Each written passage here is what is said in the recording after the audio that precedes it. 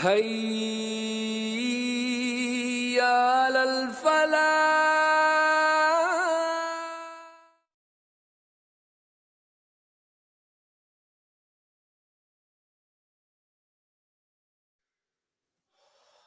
الحمد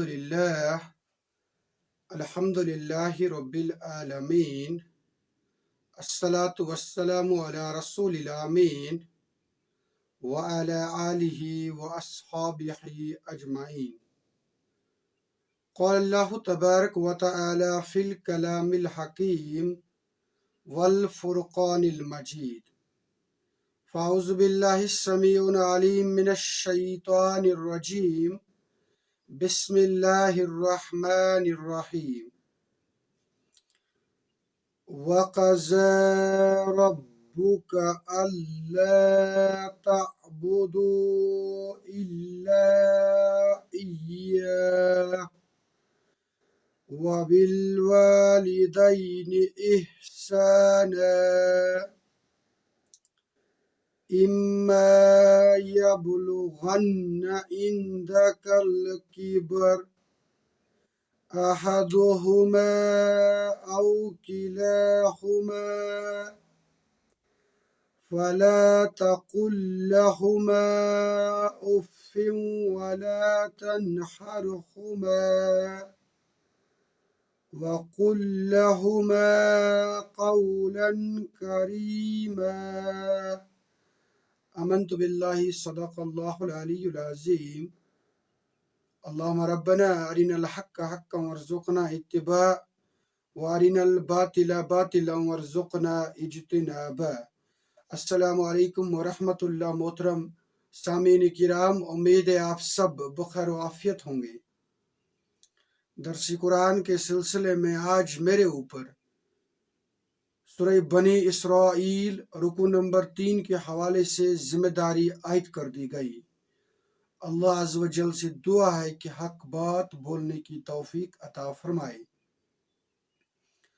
دیکھیں، اس صورت کا جو پس منظر ہے، اس کا جو بیک گراؤنڈ اور بیک ڈراپ ہے، اس کے بارے میں مجھے امید ہے آپ بخوبی واقف ہوں گے.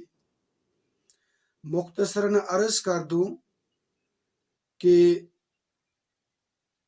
مکی دور کے بالکل آخری پڑاؤ پر یہ صورت نازل ہوئی ہے،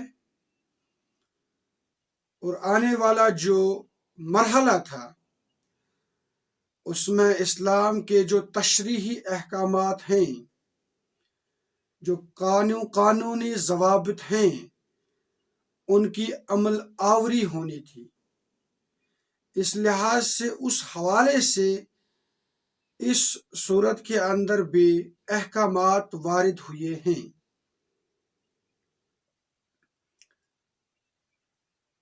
دیکھیے، اسلام ایک مکمل ضابطۂ حیات ہے.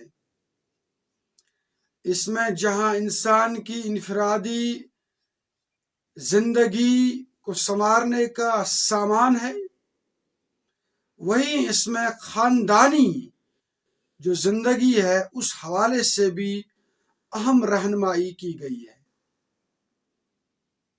اسلام اجتماعیت کو پسند کرتا ہے. اسلام اتحاد اور اتفاق کو پسند کرتا ہے. اسلام دنیا کے تمام انسانوں کو حقوق و فرائض کے ایک سسٹم میں جوڑ دیتا ہے. اس رسی کے اندر جو شخص بھی اپنے آپ کو باہر کرے یا اس رسی سے اپنا ہاتھ، اپنا دامن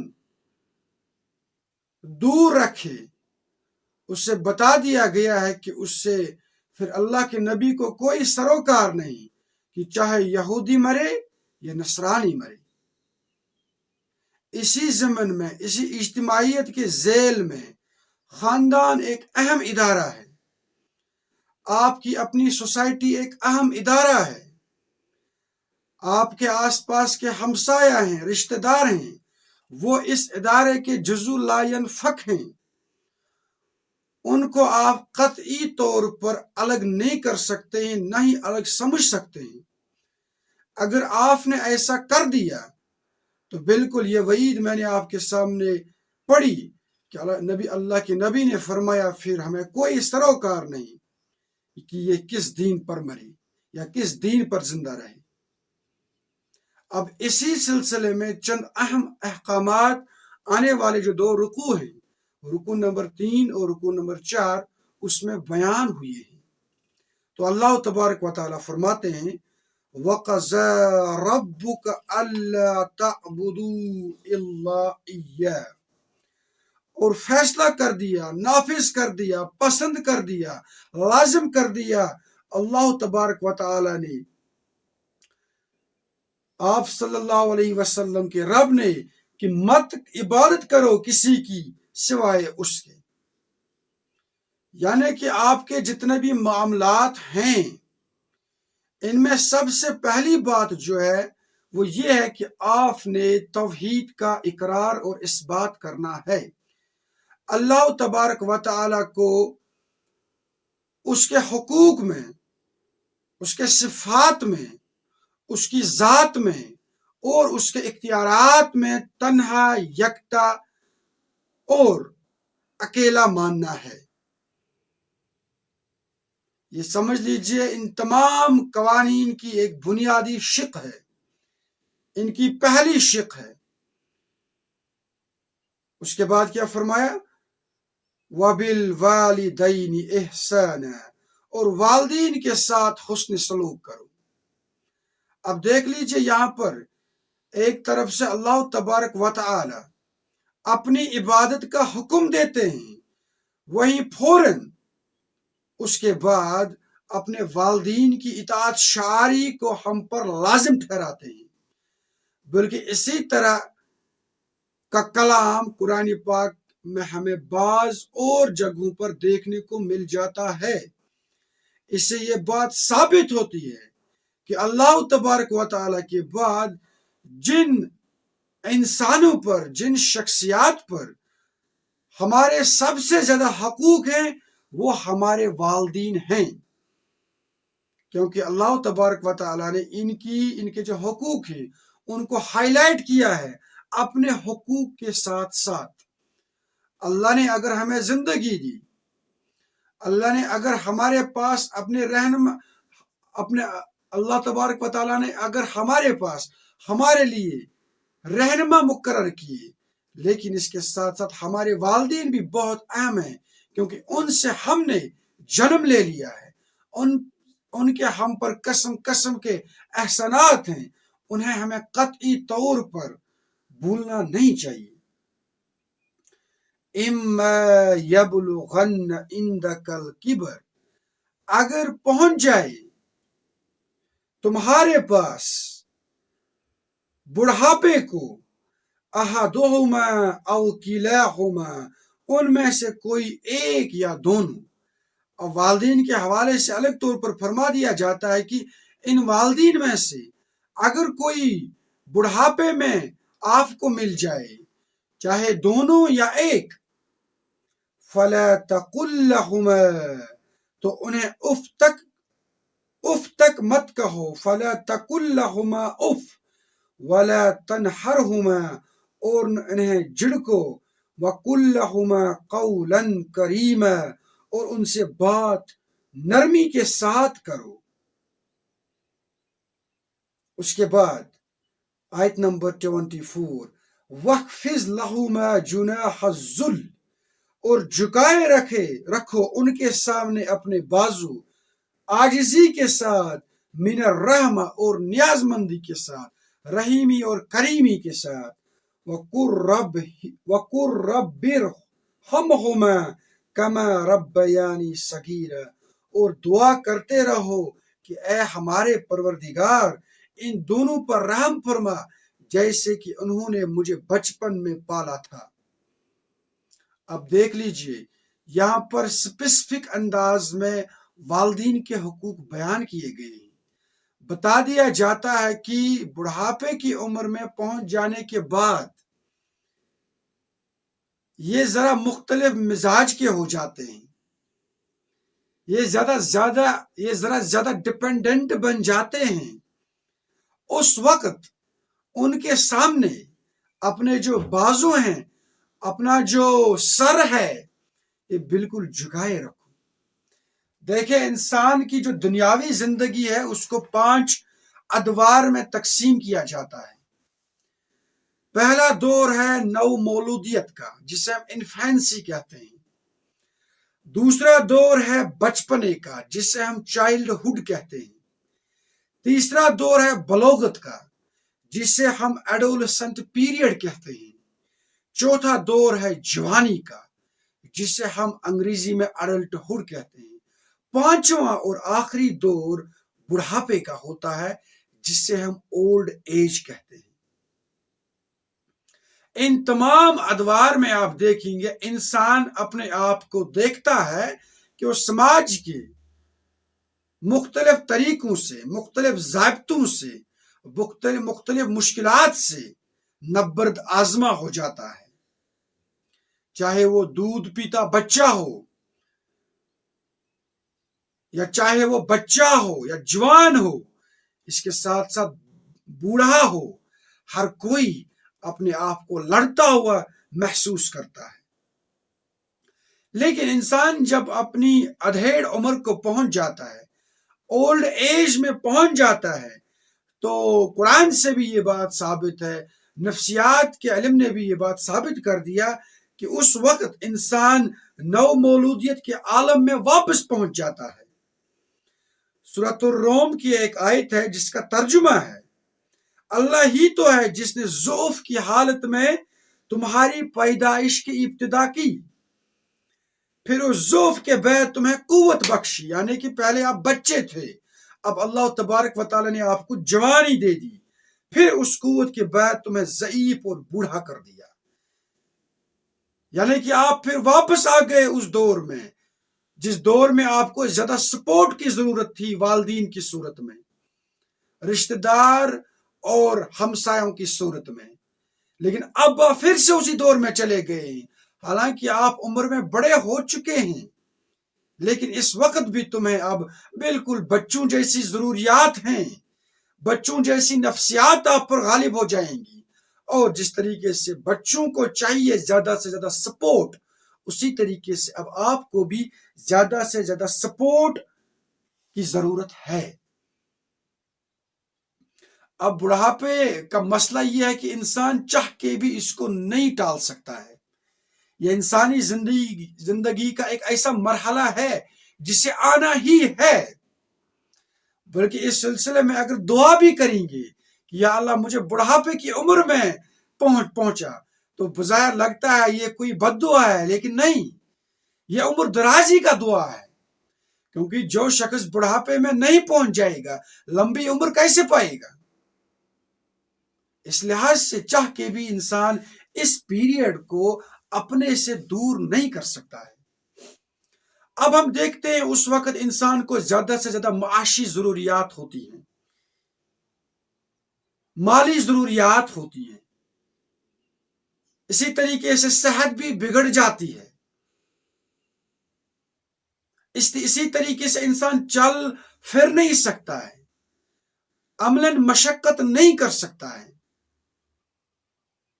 اس حوالے سے اقربا پر، حقداروں پر یہ لازم ہے کہ وہ اس بوڑھے شخص کی حقداری کا فریضہ انجام دیں۔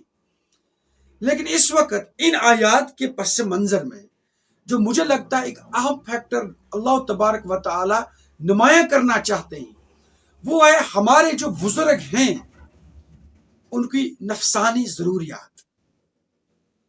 مالی ضروریات آج سرکار بھی پورا کر دیتی ہے، اولڈ ایج کی سکیم دستیاب ہے، 60 سال کی جو عمر ہے جس کسی شخص نے تجاوز کر دی اس کے لیے ماہانہ مشاہرہ کا اہتمام بھی سرکار کرتی ہے۔ لیکن ایک اہم ضرورت جسے میں سمجھتا ہوں یہاں اللہ تبارک و تعالی یہ کہتے ہوئے زیادہ واجگاف کرنا چاہتے ہیں کہ فَلَا تَقُلْ لَهُمَا اُفٍّ وَلَا تَنْهَرْهُمَا وَقُلْ لَهُمَا قَوْلًا كَرِيمًا، اف تک نہ کہو انہیں اور جھکائے رکھو ان کے سامنے اپنے بازو، وَخْفِضْ لَهُمَا جُنَاحَ الذُّلِّ مِنَ الرَّحْمَةِ، نیاز مندی کے ساتھ، اور اس وقت دعا کرتے رہو رَبِّ ارْحَمْهُمَا كَمَا رَبَّيَانِي صَغِيرًا۔ اس میں مجھے لگتا ہے جہاں مطلب باقی ضروریات ان کی نمایاں کر دی گئی ہیں اور ہم پر لازم ٹھہرا دیا گیا ہے کہ ہم ان کی وہ ضروریات پوری کریں، ان میں ایک اہم ضرورت یہ بھی ہے کہ ان کی نفسانی ضروریات کو آپ پورا کریں۔ اور موجودہ دور میں جبکہ جنریشن گیپ بہت حد تک بڑھ چکی ہے، اس وقت کی دنیا میں جو اصحاب بزرگ ہیں انہوں نے دیکھ لیا ہوگا کہ پچھلے 20-30 برسوں میں کتنی ڈراسٹک تبدیلی آئی ہے سماج میں۔ ایسے میں وہ ٹیکنالوجی سے ناآشنا ہیں، ایسے میں وہ اس ٹیکنالوجیکل ورلڈ میں جو زندگی کے نت نئے طور طریقے سامنے آئے ہیں ان سے وہ بے خبر ہیں۔ نوجوان برادری جو ہے یہ بہت ایڈوانسڈ ہو چکی ہے، اور اسی طرح سے ہمارے جو یہ بزرگ ہیں یہ بہت پیچھے جا چکے ہیں، تو گیپ جو ہے وہ بڑھ چکی ہے، اور اس گیپ کی صورت میں نفسانی ضروریات جو ہمارے بزرگ صاحبان کی ہے اسے ہم بھول جاتے ہیں۔ آج آپ دیکھتے ہیں کہ بچوں کے ہاتھ میں سمارٹ فونز ہیں، بچوں کے ساتھ ساتھ باقی جتنے بھی لوگ ہیں ان کے ہاتھ میں سمارٹ فونز ہیں۔ وہ جو زندگی کے نئے رنگ اور روپ ہیں انہوں نے اپنے آپ کو اس میں ایڈجسٹ کیا ہے، لیکن یہ جو بزرگ ہیں اس وقت کے جو بزرگ ہیں یہ ان اطوار سے بالکل ناآشنا ہے۔ ایسے میں وہ اپنے آپ کو الگ تھلگ محسوس کرتے ہیں،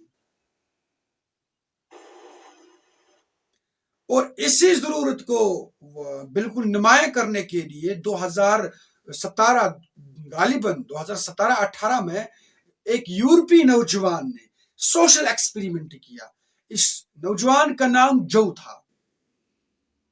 بزرگوں کی انہی نفسانی ضروریات کو اجاگر کرنے کے لیے اس نے ایکسپیریمنٹ کیا۔ ایکسپیریمنٹ انہوں نے کیا کیا، انہوں نے اپنے آپ کو ایک عالیشان مکان میں قید کر دیا۔ اس عالیشان مکان میں تمام تر ضروریات وہاں پر دستیاب تھی، سہولیات دستیاب تھیں، بس ایک چیز وہاں پر نہیں تھی، وہ تھی انسانوں کے ساتھ روابط۔ اس حوالے سے وہاں پر ان کے لیے انتظام نہیں تھا۔ اسے یہ محسوس کرنا تھا کہ انسان جب اپنے آپ کو انسانوں سے دور پاتا ہے، اس کے آس پاس بات کرنے کے لیے کوئی نہیں ہوتا ہے، اس کی جو نفسانی ضروریات ہیں انہیں پورا کرنے کے لیے آس پاس کوئی بچہ تک بھی نہیں ہوتا ہے، تو کیسا محسوس ہوگا؟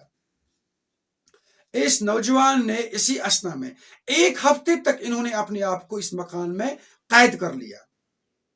اس کے ساتھ ساتھ انہوں نے اپنے پاس ایک کیمرہ بھی رکھا، اور بیچ بیچ میں وہ اس کیمرہ سے ریکارڈنگ بھی کرتے تھے اپنا حال چال محفوظ کر رکھنے کے لیے۔ تو یہ ایک لمبی کہانی ہے، مختصراً میں بتاتا چلوں۔ آخر میں اس نوجوان سے جب بتا دیا گیا کہ بھائی اب بتاؤ، 1 ہفتے کے بعد تم واپس آ گئے انسانوں کی سوسائٹی میں، تو کیسا محسوس کر رہے ہیں؟ تو انہوں نے وہاں پر کیا کہا؟ انہوں نے کہا اس اسنا میں نے اپنے آپ کو خوش رکھنے کے لیے بہت زیادہ کوشش کی، لیکن میں خوش نہ رہ سکا۔ میرے اندر ایسی نفسیات پیدا ہو گئی جس سے مجھے احساس ہوا کہ مجھ جیسا فرد اکیلا تنہا اور اکیلا چھوڑ دیا گیا، اور میرا اس دنیا میں رہتے ہوئے بھی کوئی وجود نہیں ہے۔ یہ اس جو نامی نوجوان نے اس اسنا میں محسوس کیا۔ اب تصور کریں ہمارے ان بزرگ صاحبان کی نفسیات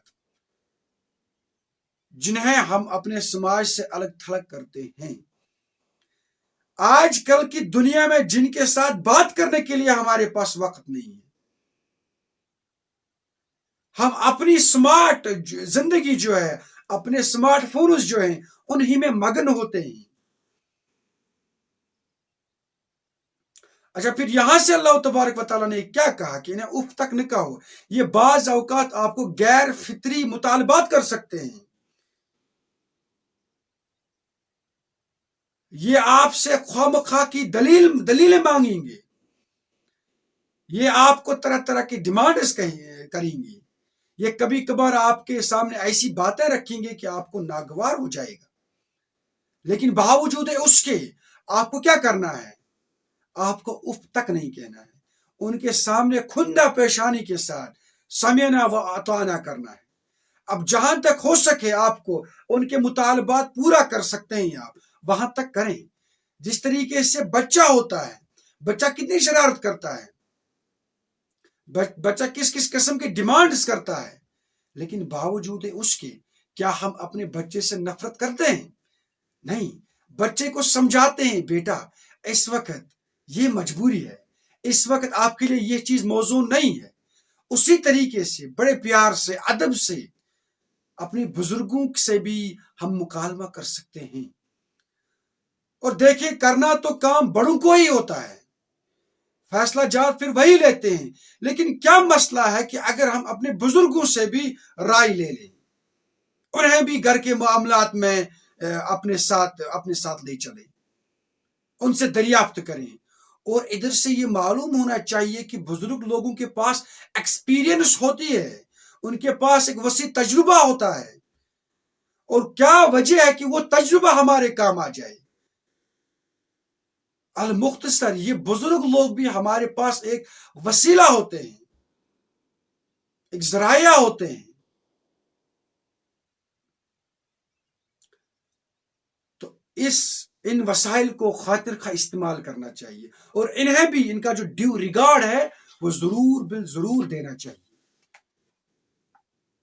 اور بزرگ اپنی جو آخر کی زندگی ہے اس میں ایک اہم بیماری کے شکار ہوتے ہیں جسے ہم ڈیمنشیا کہتے ہیں، یعنی کہ چیزوں کو بھولنے کی بیماری۔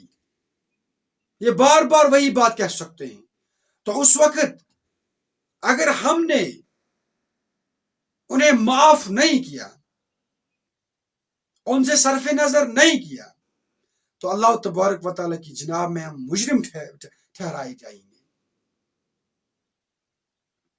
اس لحاظ سے بزرگوں کی یہ جو نفسیات ہے، نفسانی ضروریات ہیں، ان کو ہمیں سمجھنے کی ضرورت ہے، اور پھر اسی پر اس انداز سے عمل پیرا ہونے کی ضرورت ہے۔ والدین کا معاملہ ایسا ہے کہ بھئی انہی کے اوپر ہماری جو دنیاوی زندگی ہے اس کی کامیابی جو ہے اسی پر منحصر ہے، اور آخرت کی کامیابی بھی اسی پر منحصر ہے۔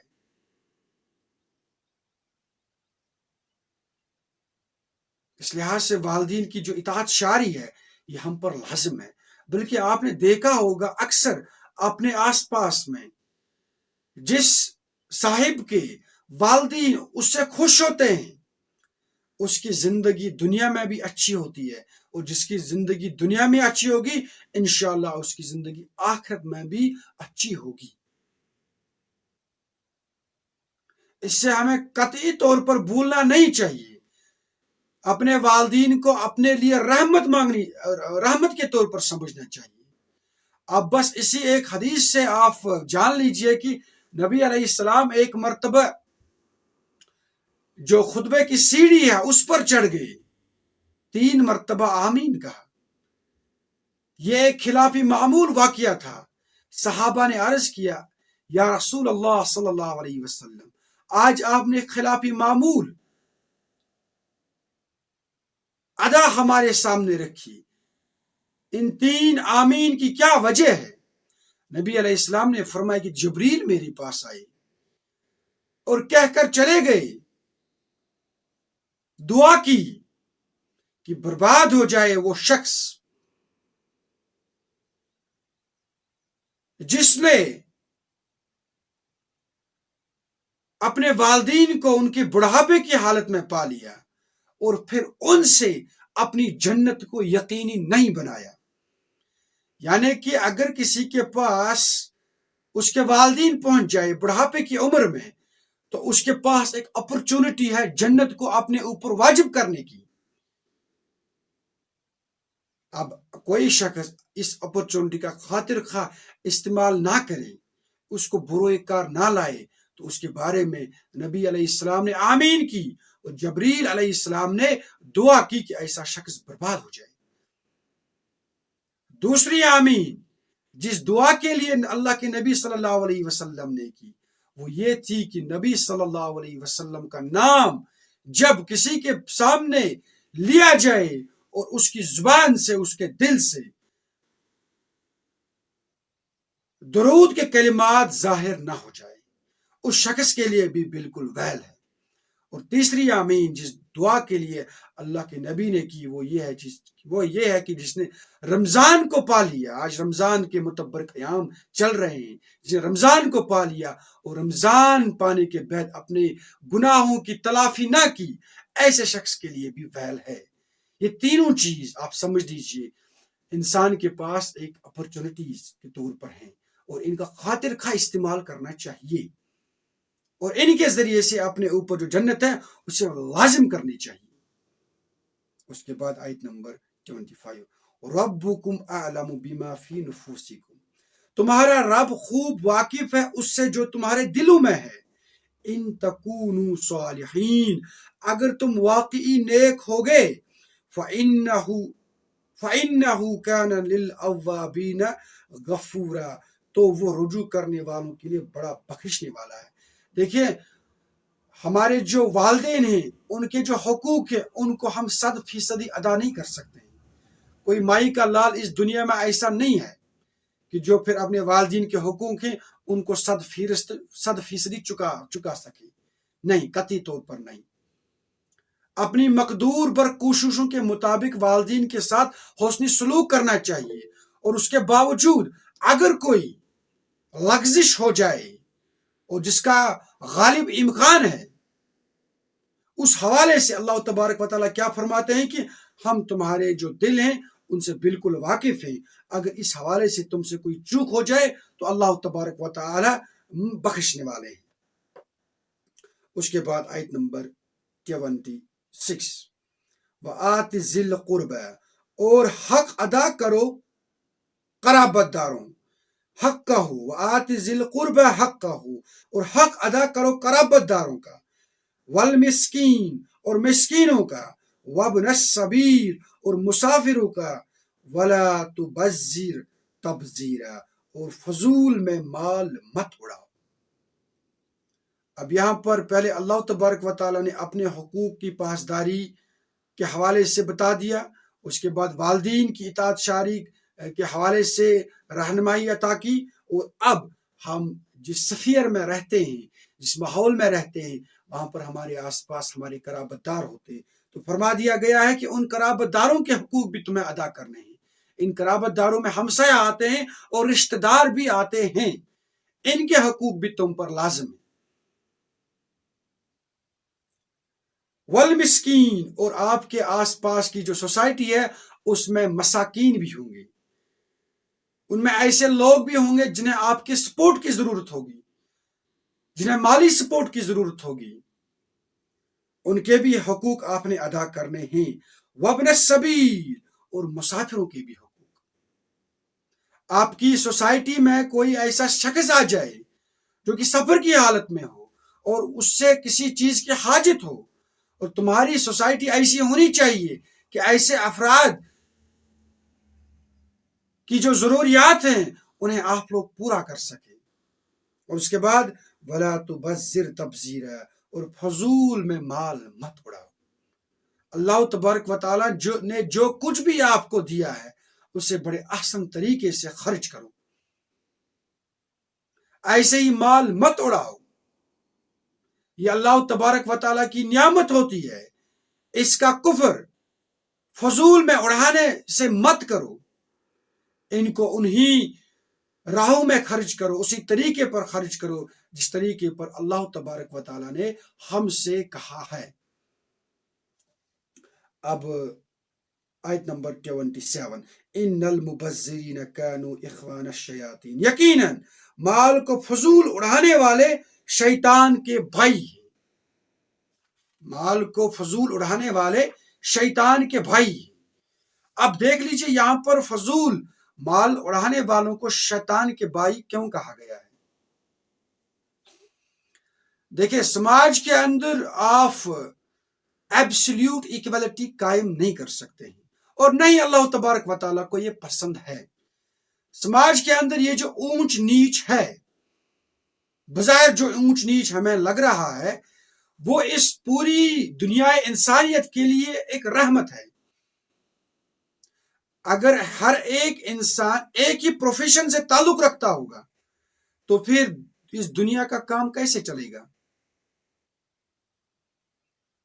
اس طرح سے مختلف پروفیشن سے لوگ تعلق رکھنے چاہیے، تبھی تو زندگی اچھی طریقے سے چل سکتی ہے۔ اب میں نے کپڑے پہنے ہیں، کپڑے تو کون سلوائے گا؟ درزی سلوائے گا۔ لیکن اگر میں کہوں کہ نہیں، درزی بننا اچھی بات نہیں ہے، تو کپڑے کون سلوائے گا؟ اگر میں کہوں ہر کوئی انجینئر ہونا، ہر کسی کو انجینئر ہونا چاہیے، تو باقی کا جو کام ہے وہ کون کرے گا؟ اس لحاظ سے سماج کے اندر جو یہ اونچ نیچ کا بظاہر مسئلہ ہمیں دکھائی دیتا ہے، یہ اللہ تبارک و تعالیٰ کی خود کی قائم کردہ سکیم ہے، اور اس کی پاسداری کرنی چاہیے۔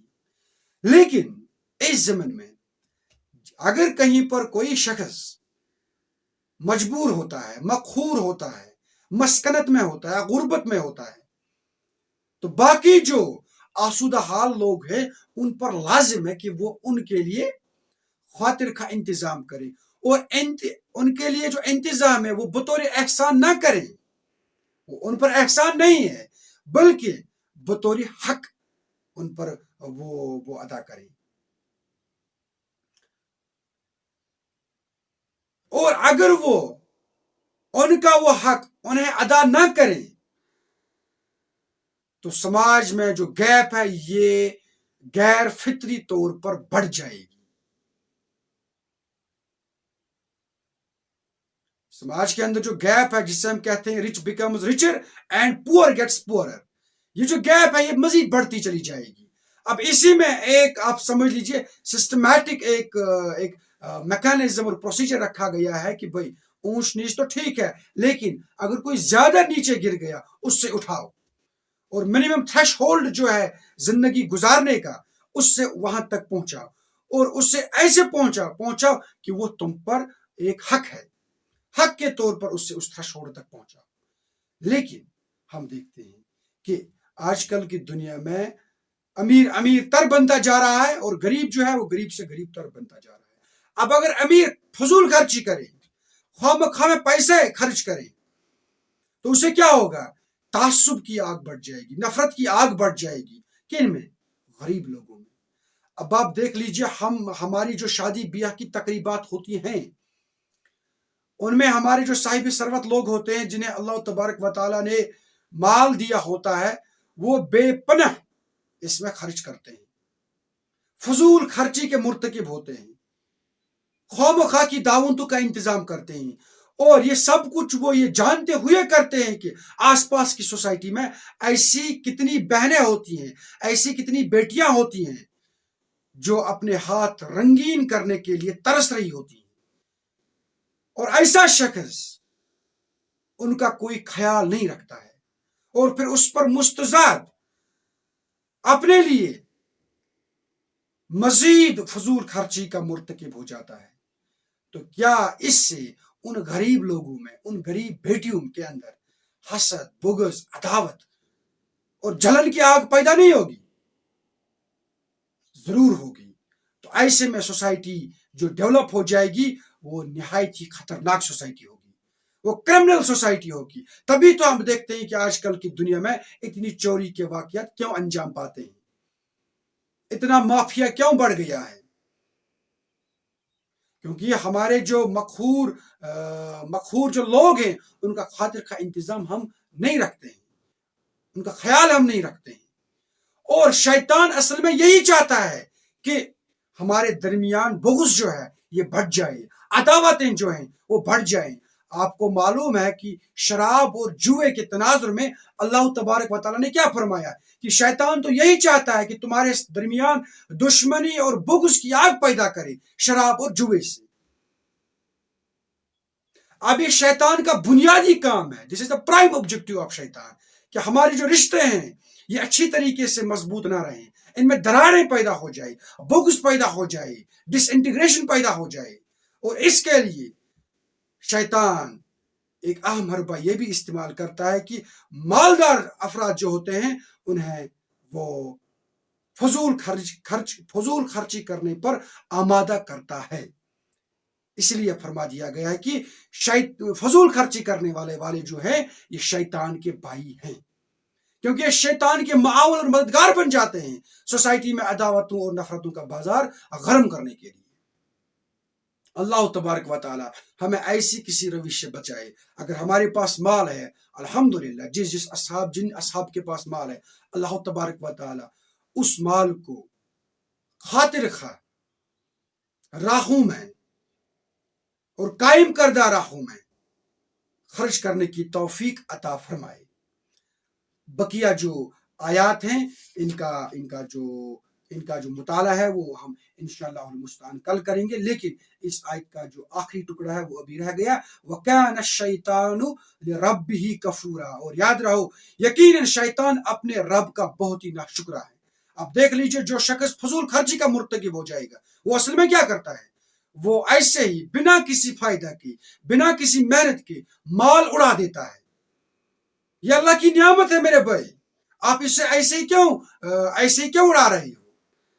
تو یہ اصل میں کیا ہے، یہ اللہ تبارک و تعالیٰ کی ناشکری ہے، اور شیطان سب سے بڑا اللہ تبارک و تعالیٰ کا ناشکر ہے. اللہ تبارک و تعالیٰ ہمیں اللہ تبارک و تعالیٰ کی ناشکری سے بچائے. انشاءاللہ المستعان بقیہ جو آیات ہیں ان کا مطالعہ انشاءاللہ کل کریں گے. اس وقت آپ مجھے اجازت دیجیے اس دعا کے ساتھ کہ اللہ تبارک و تعالیٰ زیادہ بولنے سے، زیادہ سننے سے زیادہ عمل کرنے کی توفیق عطا فرمائے. بولنے میں اگر کوئی چوک ہوئی ہوگی اللہ تبارک و تعالیٰ اس سے معاف کر دے. سننے میں اگر کوئی لغزش ہوئی ہوگی اللہ تبارک و تعالیٰ اس سے ہمارے دلوں سے محو کر دے. ربنا تقبل منا انك انت السميع العليم واخر دعوانا ان الحمد لله رب العالمين. الحمد لله رب العالمين، الصلاة والسلام على رسول الامين وعلى آله وأصحابه أجمعين. قال الله تبارك وتعالى في الكلام الحكيم والفرقان المجيد. فأعوذ بالله السميع العليم من الشيطان الرجيم. بسم الله الرحمن الرحيم. وَإِمَّا تُعْرِضَنَّ عَنْهُمُ ابْتِغَاءَ رَحْمَةٍ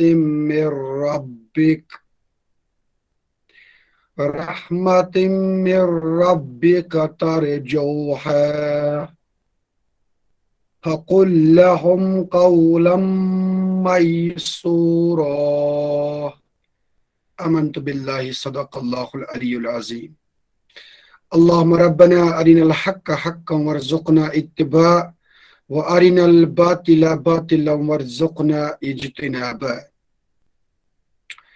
السلام علیکم ورحمۃ اللہ. محترم ناظرین کرام، امید ہے آپ سب بخیر و عافیت ہوں گے. کل ہم نے سورہ بنی اسرائیل، جسے سورہ الاسراء کے نام سے بھی ہم جانتے ہیں، کہ تیسرے رکوع کے پہلے حصے کا مطالعہ کیا. آخر میں چند آیات رہ گئی تھی، انہی آیات کے سلسلے میں آج پھر سے میرے اوپر ذمہ داری عائد کر دی گئی.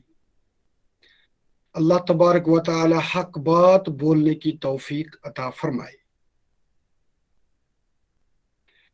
دیکھیں، جیسا کہ ہمارے برادر آصف صاحب فرما رہے تھے کہ رمضان المبارک کے متبرک ایام ابھی بھی ہم پر سایہ فگن ہے، اور رمضان اسینشلی مغفرت کا مہینہ ہے. کل بھی میں نے آپ کے سامنے ایک حدیث پڑھی جس کی روح سے وہ شخص مبغوض کہلائے گا، نامراد کہلائے گا، بدقسمت کہلائے گا، جس نے رمضان کا مہینہ پا لیا اور اپنے گناہوں کی مغفرت نہیں کرا لی. الغرض یہ ایک کھلی سکیم ہے اللہ کی طرف سے، اس میں خصوصی ڈسکاؤنٹ ریٹس پر اس وقت مغفرت کی جاتی ہے، اپنے پچھلے گناہوں کی تلافی کی جا سکتی ہے، توبہ و استغفار کیا جا سکتا ہے، اور اس وقت اس کے قبول ہونے کے چانسز بہت زیادہ ہیں۔ اس کے ساتھ ساتھ رمضان قرآن کا مہینہ ہے، اور رمضان پانے کے بعد اما اگر ہم نے قرآن سے رغبت حاصل نہیں کی، قرآن کے اندر غوط زن نہ ہوئی، تو یہ سمجھ لیجئے یہ بھی ہماری بدقسمتی کا بین ثبوت ہوگا۔ رمضان تو پا لیا بھائی آپ نے، لیکن قرآن سے شغف حاصل نہیں کیا۔ یہ کس رمضان کو آپ نے پا لیا ہے؟ کس رمضان کا اہتمام کیا؟ یہ لازم اور ملزوم ہے، بلکہ میں سمجھتا ہوں اگر کسی شخص کو دیکھنا ہوگا کہ آیا میرا رمضان قبول ہو گیا ہے یا نہیں، تو اسے آخر میں دیکھنا چاہیے کہ کیا اس نے قرآن سے رغبت حاصل کی یا نہیں۔ اگر کی تو سمجھ لیں رمضان قبول ہو گیا، اگر نہیں کی تو توبہ و استغفار کریں، پتہ نہیں کہ رمضان کے ساتھ کیا معاملہ ہو گیا، کیونکہ رمضان تو رمضان ہے کس لیے؟ قرآن کی وجہ سے۔ اگر قرآن اس مہینے میں نازل نہ ہوا ہوتا تو شاید رمضان بقیہ مہینوں کی طرح ایک عام مہینہ ہوتا، یہ خصوصیت اس کی نہ ہوتی۔ اچھا پھر آپ دیکھ لیجئے کل سے ایک خاص عشرے کی شروعات ہونے والی ہے، جس کی طاق راتوں میں لیلۃ القدر کو ڈھونڈنے کی ترغیب دی گئی ہے، جس کے اندر خوش قسمت لوگ اعتکاف کرتے ہیں۔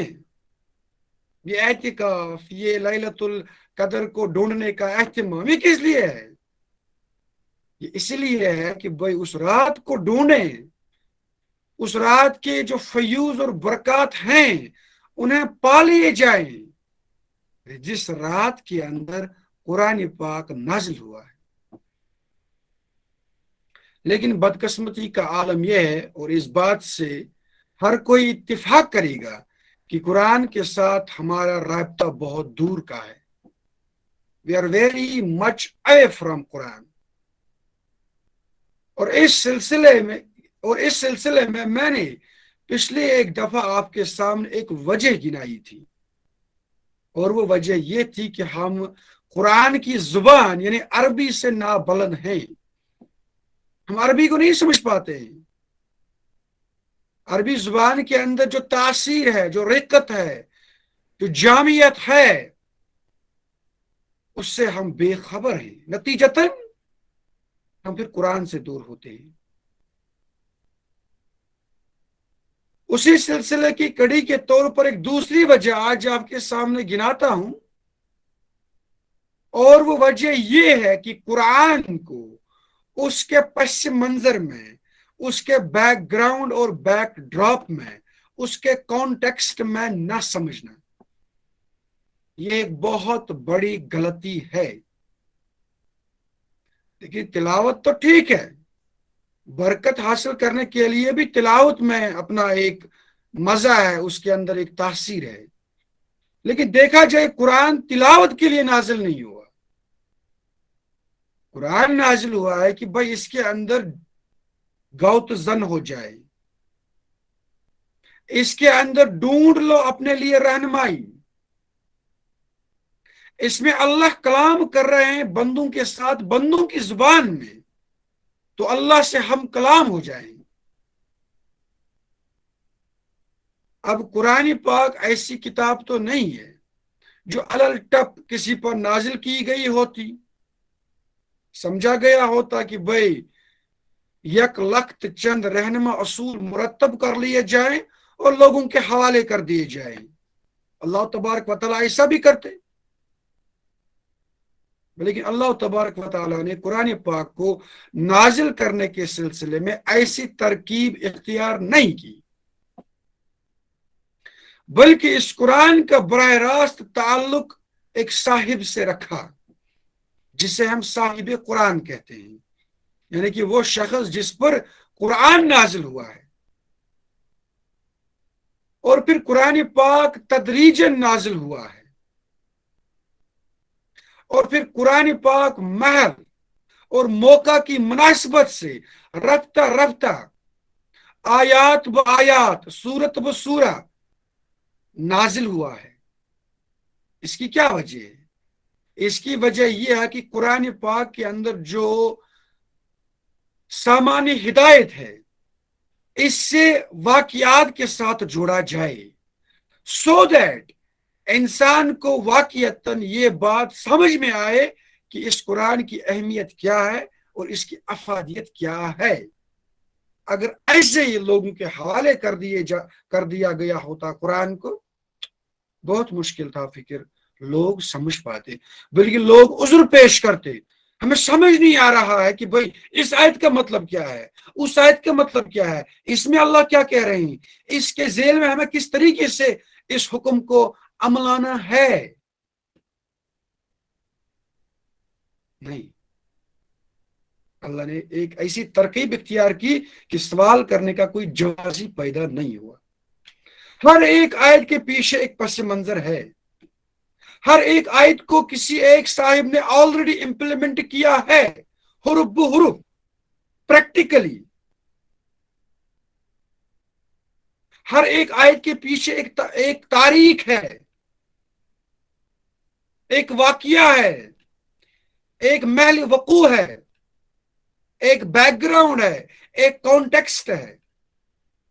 اس کی وجہ یہی تھی کہ بھائی قرآن پاک جو ہے اس کو اس کے اصل کے مطابق سمجھ لیا جائے۔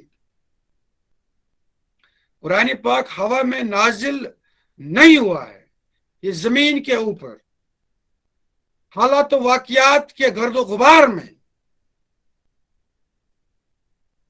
نازل ہوا ہے۔ اسی لیے ہم کہتے ہیں کہ بھائی قرآن کو سمجھنا ہے تو صاحب قرآن کی زندگی کو ملحوظ خاطر رکھنا ہے۔ ملحوظ خاطر نہیں رکھو گے تو قرآن کو سمجھ نہیں پاؤ گے۔ اور یہ ایک اہم وجہ بھی ہے کہ ہم سمجھتے ہیں کہ ہمارے صاحبی کتاب جو ہیں صلی اللہ علیہ وآلہ وسلم، ان پر وحی جلی کے ساتھ ساتھ وحی خفی بھی نازل ہوا کرتی تھی، اور اسی کے ذیل میں ہم سمجھتے ہیں کہ احادیث کا جو ذخیرہ ہے وہ ایک بہت بڑا سرمایہ ہے امت مسلمہ کے لیے۔ اور بعض معنوں میں یہ بھی کہہ سکتے ہیں کہ جس طرح سے اللہ تبارک و تعالی نے قرآن پاک کی حفاظت کا ذمہ اپنے اوپر لیا ہے، اسی کے ذیل میں احادیث کی حفاظت بھی ضرور بالضرور آئے گی۔ اس لیے عرض یوں ہے کہ قرآن پاک کو سمجھا جائے اس کے بیک ڈراپ میں، اس کے بیک گراؤنڈ میں۔ سیرت طیبہ صلی اللہ علیہ وسلم کو ذہن میں رکھیں، اس کو ذہن سے جانے نہ دیں۔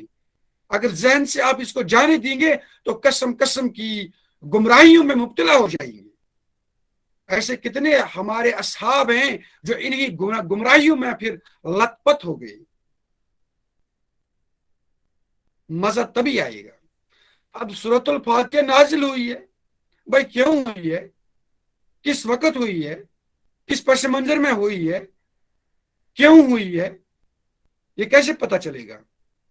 یہ تبھی پتہ چلے گا جب ہم صاحبی کتاب کی زندگی کے مختلف گوشوں کو ڈھونڈ لیں گے، ان کے اندر بھی گوتزن ہو جائیں گے۔ اور یہ ایک بنیادی وجہ اس چیز کی بھی ہے کہ آج کل کے ہمارے جو مبلغین ہیں، ہمارے واعظین ہیں، وہ کیوں آؤٹ ڈیٹ ہو رہے ہیں، کیوں ہمارے نوجوان انہیں پسند نہیں کرتے ہیں۔ ہر جمعے ہماری جو مساجد ہیں ان کے اندر قرآن ہی تو پڑھا جاتا ہے نا، احادیث ہی تو بیان ہوتے ہیں نا، لیکن پھر کیا وجہ ہے، اکتا جاتے ہیں لوگ۔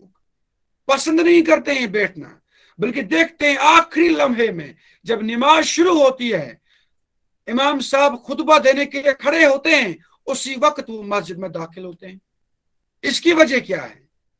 इसकी वजह यही है कि हमारे जो वाइजीन वाज करते हैं, कुरान पढ़ते हैं, अहादीस पढ़ाते हैं, वो उन आयात को, उन अहादीस को उनके असल पस मंजर में बयान नहीं करते हैं, और फिर उन आयात के अंदर, उन अहादीस के अंदर मौजूदा हालात के तनाजुर में हमारे लिए क्या रहनुमाई है, वो भी चनाचे वो बयान करने से कासिर हैं। नहीं तो कुरान के अंदर जो तासीर है, क्यों हम इसकी तरफ माइल नहीं होते? अगर हमारे ये असहाब कंटेक्स्ट को मलहूज़ खातिर रखते और फिर तत्बीक करते एक एक आयत की मौजूदा जमाने के साथ, बल्कि ईमान तो ये होना चाहिए कि ये किताब इस वक्त मेरे ऊपर नाजिल हुई है इन हालात में, फिर वो अक्ल होनी चाहिए, फिर वो सलाहियत होनी चाहिए कि भाई मैं देख लूं इस वक्त के हालात जो हैं उनके तनाजुर में मेरे लिए क्या रहनुमाई है। जब ऐसा हमारे वाइजीन करते तो जरूर बिल जरूर अवाम की अक्सरियत कुरान की तरफ माइल होती। अब इसके साथ साथ आप देख लीजिए, मौजूदा जमाने में इल्म का एक अंबार हमारे सामने है, नॉलेज एक्सप्लोजन हुआ है, तो मैं समझता हूं उसके तनाजुर में कुरान को समझना और ज्यादा आसान हो गया है। लेकिन हमारे वाइजीन और खुतबा उन चीजों से भी बेबहरा है, उनसे वाकिफ नहीं है। अब कुरान में कहा गया है कि भाई अल्लाह तबारक व तआला ने आसमान और जमीन और जो कुछ आसमान और जमीन के माबैन है इसको हक पर बनाया है। आज से एक सदी कबल इस आयत को समझना शायद मुश्किल था, महाल था, लेकिन आज अर्जियात का इल्म हमारे सामने इस तरह है कि इस आयत को आसानी के साथ समझा जा सकता है। बल्कि इस आयत को समझने के लिए अगर हम किसी अर्जियात के माहिर के पास चले जाएंगे, वो हमें बाज़ाब्ता तौर पर बता देंगे कि भाई ये रहा ग्लोब, और इस ग्लोब का जो टिल्ट है, इसकी जो एंगल है, अगर ये 23.5 डिग्री से 1 डिग्री कम होती या 1 डिग्री ज्यादा होती तो इस दुनिया के अंदर किस किस्म की नाजेबा और खतरनाक तब्दीली वाकया होती। भाई इसी का मतलब है कि अल्लाह तबारक व तआला ने आसमान और जमीन को हक पर पैदा किया है। तो कुरान को समझने के लिए आपको आसपास के हालात और वाकयात की भी परख होनी चाहिए। वाइजीन को इस हवाले से खास तौर पर ध्यान देना चाहिए। आपके आसपास की जो सियासी हालत है, माशी हालत है, समाजी हालत है, साइंस कहां पहुंच गया, इल्म नफ्सियात कहां पहुंचा, इस पर आपकी दकीक नजर होनी चाहिए। और अगर आपकी नजर नहीं है तो मैं समझता हूं बेहतर है फिर इस चीज से, इस काम से दूर और किनारा कशी इख्तियार की जाए, क्योंकि फिर आपको सलाहियत नहीं है कुरान का असल पैगाम लोगों तक पहुंचाने के लिए। इधर से आजकल की जो पीढ़ी है ये लॉजिकल है, ये साइंटिफिक है, ये देख रही है। आज देखिए, आज के छोटे छोटे जो बच्चे हैं जो अभी 8वीं 10वीं में ही पढ़ते हैं, उनके साथ मुकालमा करें आप, और फिर आपको एक बहुत बड़ा चैलेंज सामने आ जाएगा कि कुरान की दावत इनके सामने कैसे रखी जाए, किस तरीके से इनको माइल किया जाए कुरान की एक एक आयत की तरफ। तो वहां पर ये जो रिवायती अंदाज है ये काम नहीं करेगा। आने वाले जो हालात हैं वो इससे ज्यादा मुश्किल होंगे, मुश्किल तर होंगे। उन हालात में कुरान की दावत को किस तरीके से आप पेश करेंगे, हमारे जो असहाबी इल्म हैं उन्हें उस पर कमर बस्ता होना चाहिए, आज से ही प्लानिंग करनी चाहिए। और उधर से सोशल मीडिया की भरमार से वो एक सदम जरी भी है कि एक साहिब ने दूसरे साहिब पर बयान दाग दिया, दूसरे ने तीसरे पर बयान दाग दिया, وہ ایک پھر الگ مصیبت بن چکی ہے، اور اصل جو آپ سمجھ سکتے ہیں نقصان ہے وہ دین پر آ پہنچتا ہے۔ الغرض جو چیز میں سامنے نہ لانا چاہتا ہوں وہ یہ ہے کہ قرآن کو اس کے پس منظر میں سمجھا جائے، اور پھر آپ کے جو آس پاس کے علوم ہیں، آس پاس کے حالات و واقعات ہیں، ان سے رہنمائی حاصل کی جائے، اور اسنی حالات کے اندر قرآن پاک کی جو تطبیق ہے وہ کی جانی چاہیے۔ اٹس اونلی آفٹر دیٹ لوگوں کو ہم مائل کرا سکتے ہیں قرآن پاک کی طرف۔ یہ چند تمہیدی کلمات تھے۔ اس کے بعد آتے ہیں آیت نمبر 78 کی طرف۔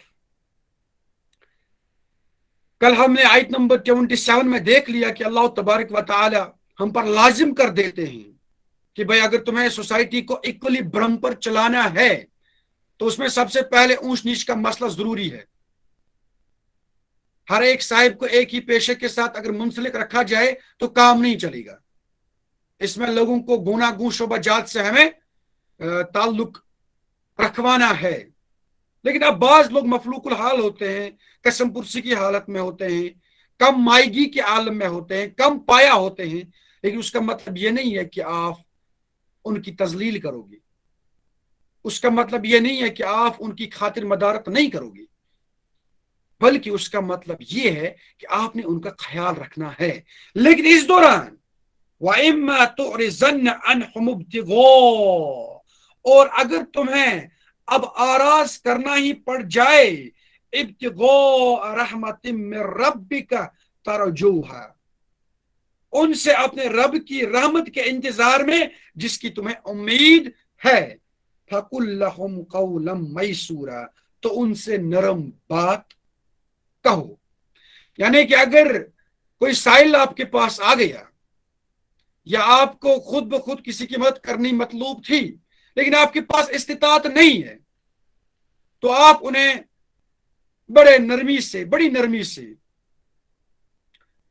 رحمت کے ساتھ، شفقت کے ساتھ آراز کریں، انہیں کہیں کہ بھائی اس وقت اللہ تبارک و تعالیٰ کا فضل میرے اوپر اتنا نہیں ہے کہ میں آپ کی مدد کر سکوں، میں معذرت خواہ ہوں، آپ دعا کریں کہ اللہ تبارک و تعالیٰ مجھے استطاعت بخشے اور میں آپ کی مدد کر سکوں۔ اس طرح سے اس آیت سے یہ بات بھی ثابت ہوتی ہے کہ اللہ تبارک و تعالی سے زیادہ فضل طلب کرنا یہ اچھی چیز ہے۔ مسلمان کو غریبی پسند نہیں کرنی چاہیے، یہ لاچار نہیں ہونا چاہیے، اس کا اٹھنا بیٹھنا، کھانا پینا، اس کا لباس، اس کی جو ظاہری زندگی ہے وہ بہترین ہونی چاہیے، اور اس بہتری تک پہنچنے کے لیے اس سے جستجو کرنی چاہیے، تقدو کرنی چاہیے، لاگر نہیں بننا چاہیے۔ جس طریقے سے آج کل ہمارے جو نوجوان لوگ ہیں لاگر بنے بیٹھے ہوئے ہیں، جفاکش نہیں ہے، معذرت کے ساتھ کہنا پڑتا ہے، یہ حقیقت ہے، جفاکش نہیں ہے، گھر سے باہر کی دنیا میں جانے کی ہمت نہیں رکھتے ہیں، اس کی بابت تقدو نہیں کرتے ہیں۔ ٹھیک ہے بھائی، آپ نے تعلیم حاصل کر لی ہے، ہمیں اس بات کا پورا اندازہ ہے، حالات بہت دیگر گو ہیں، لیکن اس کا مطلب قطعی طور پر یہ نہیں ہے کہ آپ ہاتھ پر ہاتھ دھرے بیٹھ جاؤ گے۔ مواقع تلاش کرو، اپنے اوپر مسکنت کو غالب ہونے نہ دیں، یہ اللہ تبارک و تعالیٰ کو سخت ناپسند ہے۔ تبھی تو کہا ہے نا کہ دینے والا ہاتھ لینے والے ہاتھ سے بہتر ہے۔ جس کو اللہ تبارک و تعالیٰ نے فضل عنایت کیا، یہ اللہ تبارک و تعالیٰ کی جناب میں زیادہ پسندیدہ ہے۔ بلکہ احادیث سے بھی اس بات کا اشارہ ملتا ہے کہ اللہ تبارک و تعالیٰ کو وہ بندہ زیادہ پسند ہے جو چاق و چوبند ہوگا، عبادت کرنی ہے اس کے لیے چاق و چوبند ہوگا، خدمت خلق کرنی ہے اس کے لیے چاق و چوبند ہوگا، کہیں پر امداد فراہم کرنا اس کے جیب سے 10 روپے نکلنے چاہیے، غریب کی مدد کرنی ہے اس کے لیے اس کو تیار ہونا چاہیے۔ ایسے مسلمان کو اللہ تبارک و تعالیٰ زیادہ پسند کرتے ہیں بنسبت اس مسلمان کے جو لاچار ہوگا، غریب ہوگا، مفلوق الحال ہوگا، گندگی اور پراگندگی کے عالم میں اپنے آپ کو رکھتا ہوگا۔ یہ سخت ناپسندیدہ ہے اللہ تبارک و تعالیٰ کو۔ اب اگر کہیں استطاعت نہیں ہے تو بڑی شفیقی اس کے ساتھ، کریمی کے ساتھ जवाब करें भाई माजरत खा हूं, इस वक्त माफ रखें, अल्लाह तबारक व तआला ने मेरे ऊपर इतना फजल इनायत नहीं किया है। उसके बाद आयत नंबर 29, वला तजअल यदक मगलूलतन इला उनुकिक, अहम आयत, और न हाथ बांध लो अपनी गर्दन के साथ।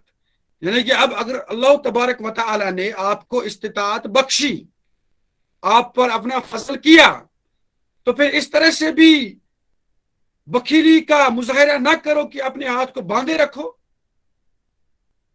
बुखल का मुजाहिरा करना भी बहुत नापसंदीदा है अल्लाह तबारक व तआला को। और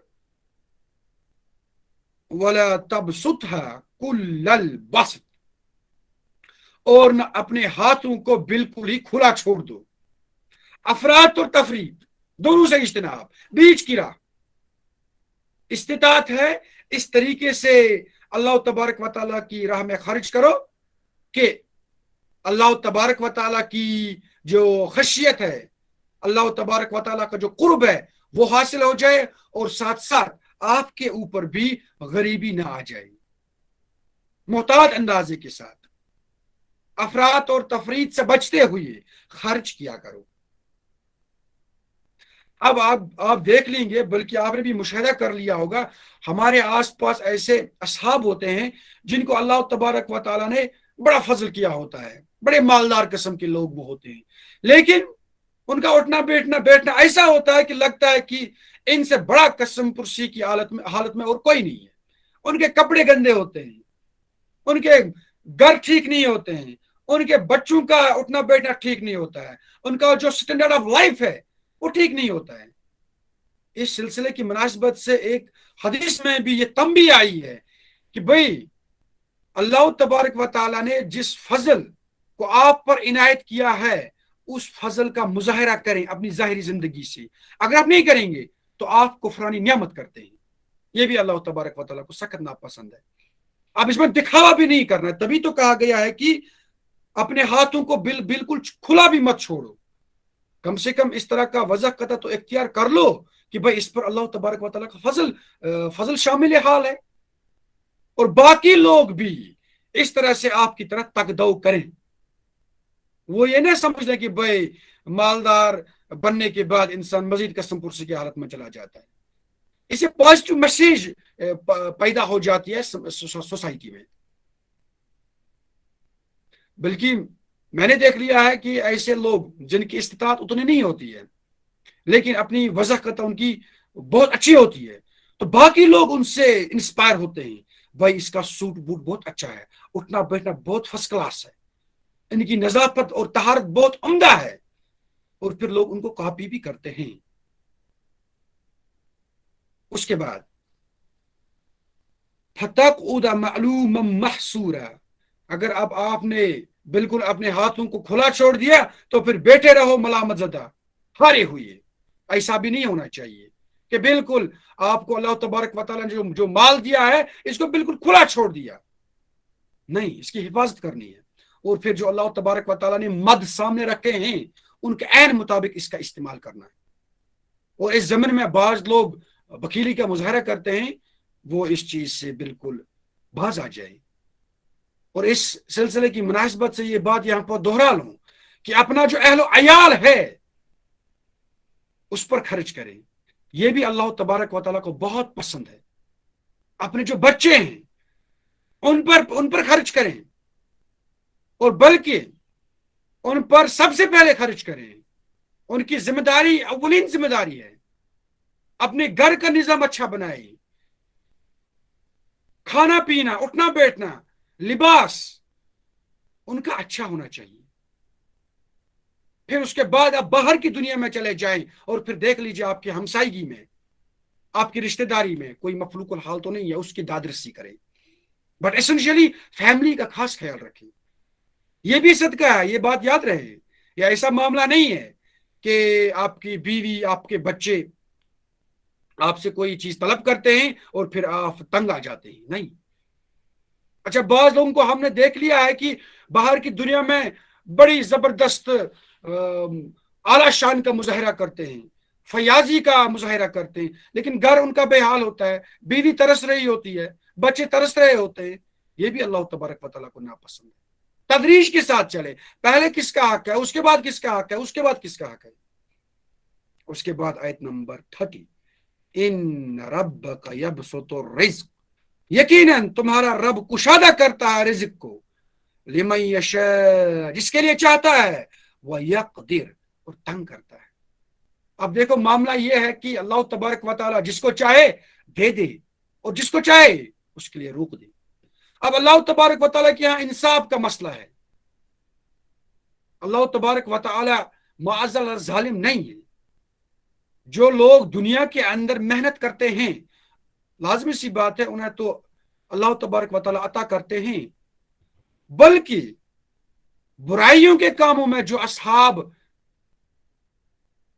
محنت کرتے ہیں ان کو اسی میں تو فضل ملتا ہے نا، اسی میں وہ آگے بڑھتے ہیں۔ یہ دنیا کا اصول ہے، محنت کرو گے بھائی پاؤ گے، اچھائی کے لیے محنت کرو گے اچھا پاؤ گے، برائی کے لیے محنت کرو گے تو برا ہی پالو گے۔ اس کے بعد انہو کان بعبادہ خبیرا بصیرا، یقیناً اللہ تبارک و تعالیٰ اپنے بندوں کی خبر رکھنے والا اور دیکھنے والا ہے۔ یہ نہایت اہم اس آیت کا ٹکڑا ہے۔ ہمارے نوجوان اس وقت اگر قسم پرسی کی حالت میں ہیں، لیکن اللہ تو دیکھ رہے ہیں نا کہ بھئی یہ کوئی تگدو نہیں کر رہے ہیں، یہ انتظار کر رہے ہیں کب سرکار کی نوکری ہمارے اوپر وارد ہو جائے، اور پھر حق تو یہ کہ سرکار کی نوکری حاصل کرنے کے لیے اس قسم کی پڑھائی بھی نہیں کرتے۔ اب اگر ان کو وہ کام نہیں کرنا تھا تو دیکھ لیں آس پاس کی دنیا کتنا فضل میں نے رکھا ہے، اس فضل کو تلاش کریں، اس کو ڈھونڈیں۔ بلکہ افسوس کے ساتھ کہنا پڑتا ہے ہماری نوجوان برادری کے اندر جس طرح کا لائف سٹائل اس وقت سرایت کر چکا ہے، وہ ڈیزاسٹرس ہے ان کے لیے، اس سے وہ تباہ و برباد ہو جائیں گے۔ آمدنی اٹھنی اور خرچہ روپیہ کے مزداق وہ عیاش پسند بنتے چلے جا رہے ہیں۔ مودبانہ التماس ہے ان سے، بھائی اس قسم کی ذلت سے واپس آ جاؤ، حقیقت پسند بن جاؤ۔ جیسے کہ یہاں پر بتا دیا گیا ہے کہ بھئی اپنے ہاتھوں کو باندھے بھی مت رکھو اور کھلا بھی مت چھوڑ دو۔ یہ کیا ہے؟ یہ ہے کہ حقیقت پسندی کا مظاہرہ کرو، دیکھ لو آپ کو کس چیز کی ضرورت ہے اور کس چیز کی ضرورت نہیں ہے۔ آپ کو 30,000 کا سمارٹ فون چاہیے کہ آپ کو 10,000 کا سمارٹ فون چاہیے؟ گاڑی رکھنے کی استطاعت ہے آپ کو یا نہیں ہے؟ موٹر سائیکل پر ادھر سے ادھر ادھر سے ادھر کرنے کی استطاعت ہے آپ کو یا نہیں ہے؟ چلو ایسا کرو گے، آپ مزے لے لو گے، پھر جب حقیقی زندگی سامنے آ جاتی ہے اس وقت پھر آپ کفے افسوس ملتے رہتے ہو۔ یہ کیا ہے؟ یہی اسی چیز کو فالو کرنے کا جو نتیجہ ہے، نہ فالو نہ کرنے کا جو نتیجہ ہے وہ اسی کا ہے، حقیقت پسند نہیں بن جانا۔ الغرض یہ آیات ہمیں دعوت دیتی ہے، حقیقت پسند بن جاؤ، اللہ کا فضل تلاش کرو، پھر اللہ کے جو مخلوق ہے ان پر خرچ کرو۔ یہ اللہ تبارک و تعالیٰ کو زیادہ پسند ہے۔ اللہ تبارک و تعالیٰ ہمیں بھی اپنے فضل سے نوازے، ہمیں معاشی جو تنگ دامنی ہے اس سے ہمیں خلاصی عطا فرمائے، پوری امت مسلمہ کو معاشی استحکام عطا فرمائے، اور اس معاشی استحکام کو پھر ہم دینی کاموں میں صرف کریں، اس کا استعمال کریں۔ یہی دعا کرتے ہیں ہم اپنے رب ذوالجلال سے۔ اسی کے ساتھ رکو نمبر 3 کا اختتام ہوا چاہتا ہے۔ اللہ تبارک و تعالیٰ زیادہ بولنے سے، زیادہ سننے سے، زیادہ عمل کرنے کی توفیق عطا فرمائے۔ بولنے میں اگر کوئی چوک ہوئی ہوگی اللہ تبارک و تعالیٰ اس سے معاف کرے، سننے میں اگر کوئی لغزش ہوئی ہوگی اللہ تبارک و تعالیٰ اس سے ہمارے ذہنوں سے محو کر دے۔ ربنا تقبل منا انك انت السميع العليم واخر دعوانا ان الحمد لله رب العالمين۔ السلام علیکم ورحمۃ اللہ۔